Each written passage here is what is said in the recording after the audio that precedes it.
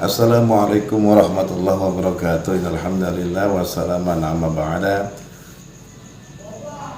Qala al-mu'allif rahimahullah ta'ala wa nafa'ana bi ilmihi bidaraini amin. Al-Fatihah. A'udzu billahi minasyaitonir rajim. Bismillahirrahmanirrahim. Alhamdulillahirabbil alamin arrahmanir rahim maliki yaumiddin. Iyyaka na'budu wa iyyaka nasta'in. Ihdinas siratal mustaqim. Siratal ladzina an'amta 'alaihim ghairil maghdubi 'alaihim waladdallin. Amin.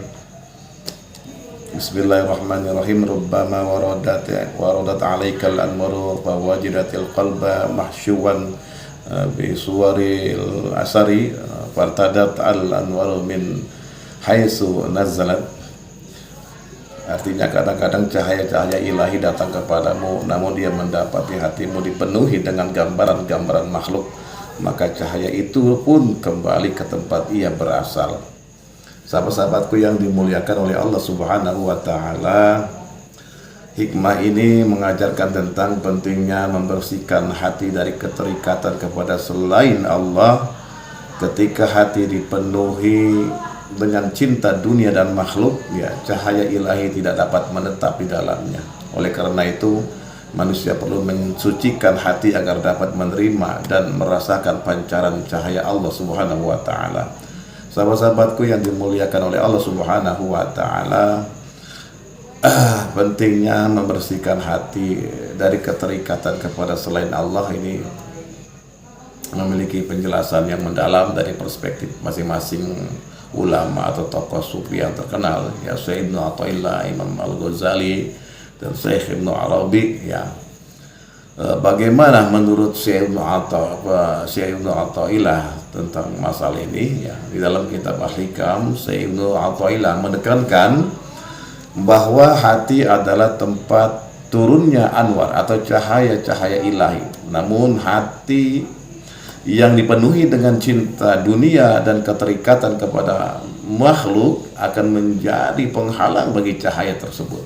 Ya, menurut beliau, ya, hati yang terisi dengan gambaran makhluk berarti hati yang terobsesi dengan duniawi, ya, seperti harta, jabatan, atau manusia.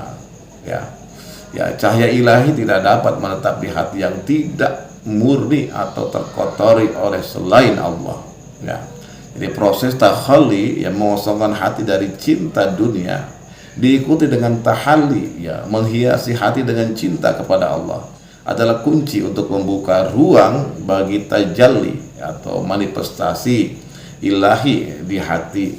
Ya, hikmah ini mengingatkan pentingnya juhud, ya, dan penyerahan diri kepada Allah agar hati benar-benar menjadi wadah bagi pancaran cahaya Allah. Ya. Yang kedua, versi Imam Al-Ghazali, ya, dalam kitab Ihya Ulumuddin, Imam Al-Ghazali banyak membahas tentang pembersihan hati, ya, tazkiyatun nafas, sebagai langkah menuju kedekatan dengan Allah. Menurut Imam Al-Ghazali, ya, hati adalah cermin dan dosa, ya. Cinta dunia atau keterikatan kepada selain Allah adalah debu yang mengotori cermin tersebut. Ya, ketika hati dipenuhi cinta dunia, ia menjadi gelap, ya, sehingga cahaya ilahi atau nur Allah tidak dapat memantul di dalamnya. Ya, adapun dengan pembersihan hati, tazkiyatun nafas, membutuhkan mujahadah, usaha yang keras, ya, seperti meninggalkan hawa nafsu, ya, banyak berzikir dan merenungi kebesaran Allah Subhanahu wa Ta'ala. Al-Ghazali juga menekankan bahwa keterikatan kepada makhluk adalah bentuk hijab atau tirai yang menghalangi seseorang dari ma'rifat kepada Allah. Jadi akan menghalangi usul kita kepada Allah. Ya. Bagi Al-Ghazali, proses ini adalah perjalanan spiritual yang bertujuan mengembalikan hati kepada keadaan fitrah, yaitu bersih dan hanya terfokus kepada Allah saja. Ya. Yang ketiga adalah Syekh Ibnu Arabi. Ya. Versi Syekh Ibnu Arabi ini, ya, Syekh Ibnu Arabi dalam ajaran wahdatul wujud, ya, kesatuan wujud, melihat keterikatan kepada selain Allah sebagai bentuk ilusi yang muncul dari ketidaktahuan akan hakikat realitas.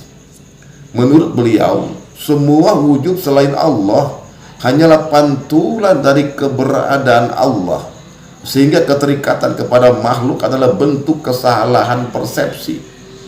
Hati yang dipenuhi oleh gambaran makhluk sebenarnya tidak memahami bahwa segala sesuatu adalah manifestasi Allah.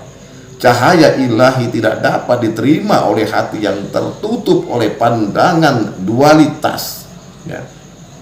Untuk membersihkan hati, seseorang harus mencapai kesadaran bahwa tidak ada yang wujud selain Allah. La ilaha illallah bukan hanya ucapan, tetapi realitas eksistensial, ya. Jadi proses pembersihan hati menurut Ibnu Arabi adalah fana, meleburkan ego dan pandangan akan makhluk, dan bako bertahan dalam kesadaran akan kebenaran Allah Subhanahu wa taala, akan kehadiran Allah Subhanahu wa taala.